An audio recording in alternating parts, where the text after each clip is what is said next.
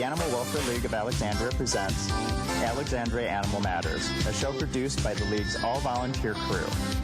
Each week, our special guests will inform and entertain you and your children on the many aspects of loving animal care. Learn how to keep your pet healthy, adopt a perfect pet for your family, reduce the number of strays, and so much more. Plus, in our featured pet segment, we'll introduce you to some of the many animals at the shelter. Now sit back, relax, it's time for Animal Matters. To Alexandria Animal Matters. Thank you for being with us tonight. I'm Linda Couture, your host, and I have with me Roger Blakeley, who was with us a year or so ago, and on his lap is Finbar. For those of you who haven't met Finbar, Finbar is a rescue from the shelter. My director, Amy Devine, and her husband, Jim, rescued this puppy, and he took to Roger the last time, so we invited him back. Roger, I love this dog. Talk to Roger, but you know he and the dog are too busy. Anyway, as I was saying, Roger is the deputy director of Parks and Rec, which is a big deal in Alexandria, because we're a compact, dense city, so our parks are very, very critical. Right. And recently, I learned that at least you're talking about dog park master planning again. So what does that mean? Right. About 10 years ago, we had a big effort to try to get all the dog parks and get a master plan and get locations. And we have 17 dog parks in the city right now. And it's time. It's time to look at the whole plan again. Our first step in the master planning process has been to try to find all the documents and get them all together, because the master plan has a number of different documents. And when somebody calls or writes us and says, what about, some problem at the dog park, or why do you do these things, you have to go back and find all these different documents and then say, well, this is why and this is where this is. So we'd like to. So first off, we want to put all that together. Then we want to do so that's kind of like sorting it and getting it together. Then we want to organize it to the point where we'd like to have people, as they came to a park, that there'd be some standard equipment, if you will, at the park. There'd be a dog fountain.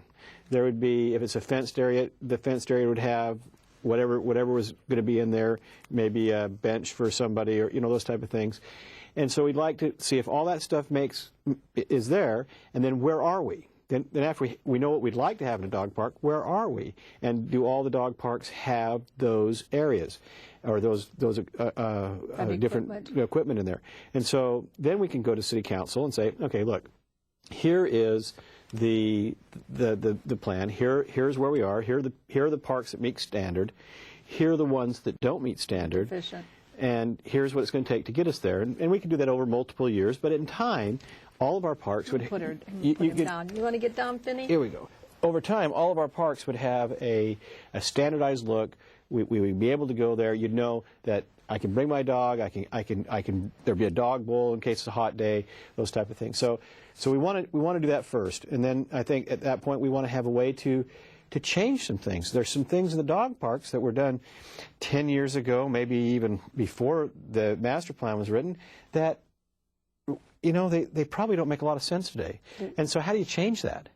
And it's a much broader discussion with the community, and then how do we do it officially so everybody knows there's been a change? And so we're trying to make all that happen, and this will go through it'll be a couple of years before we get to the point where we're having, if we get to the point where we have a lot of public discussion. But the last time the dog park master plan came open, we had, at some meetings, we had like 1,000 people show up, because dogs are so important to the community. Well, I know. I mean, I went into Google and I went, dog parks in Alexandria, and there's like 20 sites popped up, and pictures, and this picture's not available, this one is, and it did reference all the dog parks and whether they were leashed and off leash and all that. Right. When you, one of the issues that the city's been dealing with, as all municipalities, are budget issues. Right. So is your dog park budget separate from your park budget, or are they, how do you rationalize that? Well, that's not. It's all kind of one budget, and we have some regular responsibilities to take care of different areas. When we had the budget cuts, we had when everything happened in 2007, 2008, that market bubble broke, that hurt all of us. I mean, it hurt. Everybody had to take a hit, I guess. Right, and we took a pretty big hit in Parks and Recreation. And that changed our mowing cycle, and it changed some of our maintenance operations. We are now on like a 14-day cycle to get all of the parks and mowed and to take care of those, but it's a 2-week cycle. And it also hurt us in our dog parks, and especially our fenced areas. Their fences, the gates, we had to make sure they're always right. And so we've asked a lot of dog groups to help us. We've asked we asked them to help us, like for fountains and those type of things. We've tried to get those. So they've had fundraisers and they have, and we have a couple memorial fountains for some dogs that have passed on, and the folks have said, I'd like to donate that in the memory of Fluffy or. So if you're watching, get in touch with Roger.Blakeley, BLAKELEY at alexandriava.gov. That's correct. And they can work with you on something like that. They can, and we'll work with you, and we'll make it the best we can, because we're trying to make the parks the very best possible experience for the citizens. Look, there are a lot. We love dogs. That is a recreational experience that we love, and we want to make sure that every dog experience that you have when you go out to the dog park, that you have a good experience. It's a good chance to meet your neighbors. It's a good chance to recreate, and it's a good opportunity to be outside. And so we really think that's important for the community. And a lot of people have dogs, and it's important for them to have a safe place to go, and that they can go to that spot, and they know that what they're going to get at those areas. We have the newest dog park. Yeah, I was going to ask you, the last time you were here, you were talking about the dual-sized dog park at Cameron Station. So how's that working out? It's actually at Carlisle, and we actually have that park is set up, and it has a small area and a large area. Now, a lot of people are using that area, and it's like it's jam-packed. But I think that's going to be the future of where dog parks are going to go. Makes sense. They're a fenced area. They have a small and large dog area. What we really need is to have more and more space for the dogs, because when you take all of these we're in a very urban environment. And so we have high density of folks all around us. And when you bring all those folks down with the dogs into one little teeny area, it's very hard to grow grass and do different things because it's just worn out. So as the future comes, we'll be asking to have more and more spaces as we can to have a bigger areas for our dogs to run in. And I think that's healthier for the dogs and for everybody. Well, and that's one of the questions that someone was asking me. Is Jones Point Park at risk? I mean, that is a place where people, is that on lead or off leash? It's on lead, but it's not. But sometimes I see people out there without. Because that's where I know a lot of people, like to take their big dogs. Right. So is that one? I mean, there's going to be renovated. Let's talk about Jones Point a little bit. As it's going to go into construction, as it enters in construction, the park will be closed, and then as it gets to January, our lease, and I say ours, the city's lease with the National Park Service is up. The National Park Service will then take over the maintenance and control of Jones Point Park. So at that point, it won't.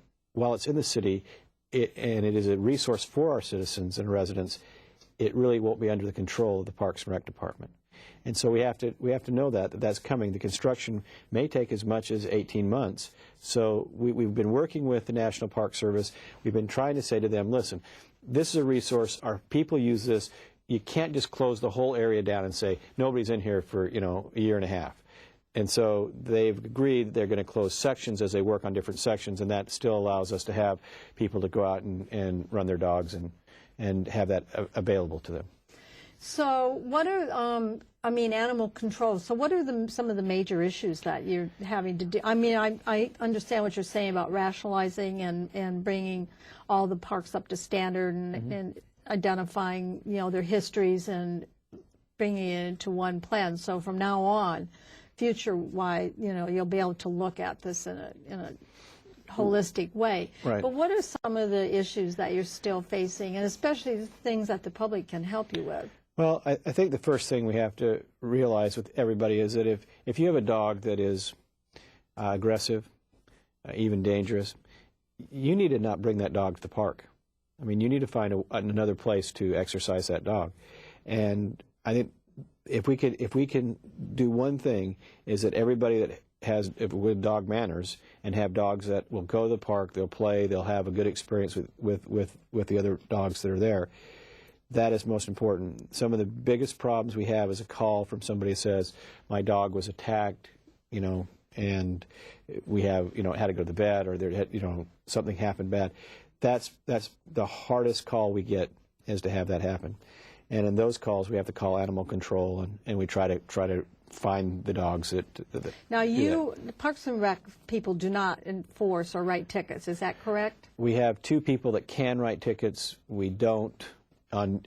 Usually, we do tell people, please put your dog on a leash, or this is the area you need to go.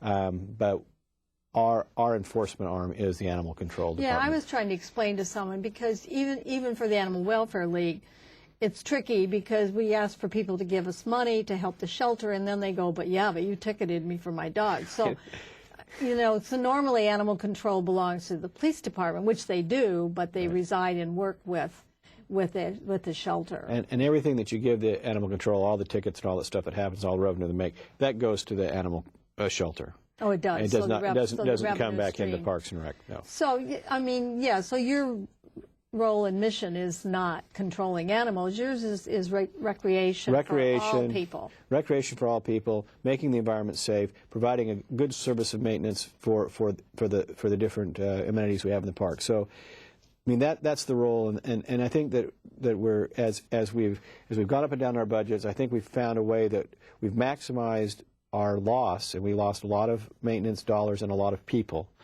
And so by doing that, we've changed the way we've done some business. We've captured some efficiencies. We're capturing more. Yeah. And we're running out of time. So, but really, let us know what else we can help you with. And next year, when you're farther into the process, we'll have you come back and give us an update. Good luck. Thank you. I want you to look at the website and follow us as we go through this. Okay, Roger. Thanks a lot. Thank you. And don't go away. We'll be right back.